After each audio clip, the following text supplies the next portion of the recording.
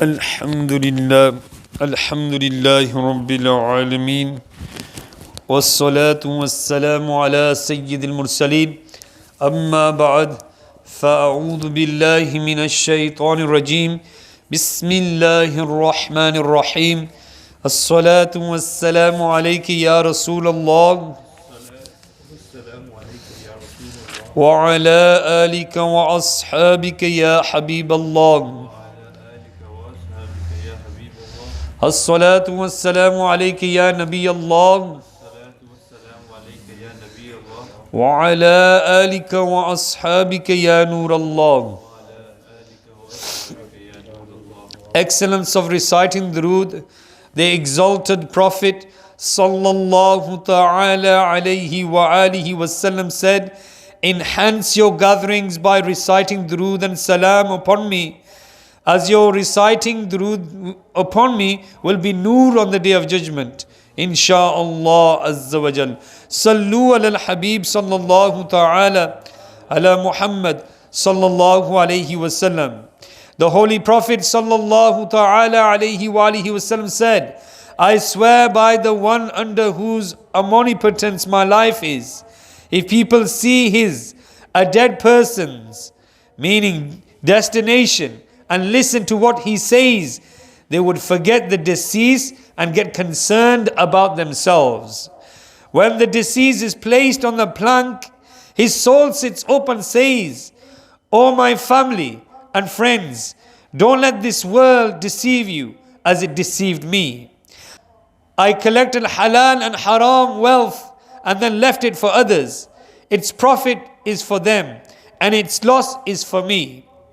Fear about what is going to happen to me, meaning learn a lesson from it. Dear Islamic brothers and viewers of social media, the deceased are like preachers who gives us the message. O you who is alive, as I am leaving the world today, you will also have to leave one day. Sayyidina Sa'ad bin Musayyib rahimallahu ta'ala alayhi narrates that they once went to the graveyard along with Sayyidina Ali Karamallahu ta'ala wajul kareem. Sayyidina Ali Karamallahu ta'ala wajul kareem said salam to the deceased buried in the graveyard and said, Ya Amir al-Mu'mineen, will you tell us about yourself or shall we tell you? Sayyidina Sa'ad bin Musayyib rahimallahu ta'ala alayhi narrates that they heard وَعَلَيْكَ السَّلَامُ وَرَحْمَةُ اللَّهِ وَبَرَكَاتُهُ from a grave, and someone said, O leaders of the believers, please tell us what happens after our death. Sayyidina Ali karamallahu ta'ala wajhul kareem said, listen, your wealth has been distributed, your wives have remarried, your children have become orphans, and your enemies are living in the house which you made very strong. Now tell us about your state. Upon hearing this, a voice was heard from the grave. Ya Amir al-Mu'mineen, Karamallahu ta'ala wajhul kareem. Our shrouds have been torn to pieces. Our hair has fallen out. Our flesh has been torn to bits. Our eyes have fallen out of our faces, and pus is flowing out of our nostrils. We have received what we sent ahead, meaning we were treated according to our deeds, and we have lost everything we left behind. Dear Islamic brothers and viewers of social media, one should ponder over what is going to leave in the world. If he left impermissible business and means of sins, etc., which his heirs adopted, he may have disastrous consequences.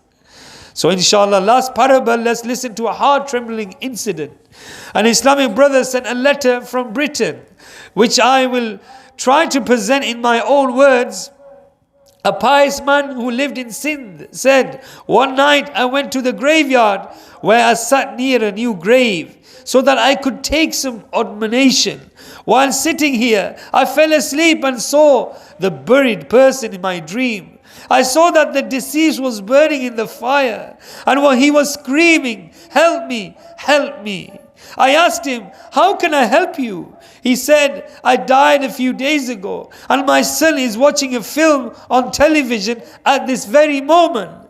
Whenever he does this, I am punished. For the sake of Allah, go and tell my son not to make merry and give up watching TV. Since I purchased the TV, I am suffering the torment in my grave. Sadly, I taught my son worldly knowledge, but I did not teach him Islamic knowledge.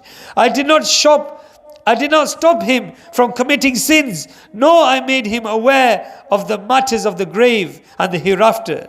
The buried person also gave his name and address. The pious man goes on to say, the next morning I went to the nearby town to the deceased person's house. A young beautiful man came out and admitted that he had watched a film last night.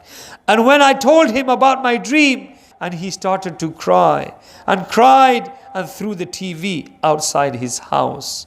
So my dear Islamic brothers, this parable teaches us that we should teach our youngsters Islamic knowledge, and we should help them to control this desire of watching the television. We should have a television in the house if you cannot watch permissible things like Madani channel. But if you have a television in the house and we're watching dramas and watching cartoons or any type of sinful activities, watching television, news reporters and etc., and music playing in the background while we're watching other things, then we need to refrain from watching this type of television. May Allah Azza wa Jal give His ability to act upon the sunnah of the beloved Prophet sallallahu alaihi wasallam, and to prepare for the akhirah by doing good deeds, by performing our salah, by pondering over our death. Ameen. Bijahin Nabil. Ameen. Sallallahu ta'ala ala Muhammad. Alhamdulillahi Rabbil Alameen. Wassalatu wassalamu ala Sayyidil Mursaleen. Jazallahu anna Muhammadan ma huwa ahlu.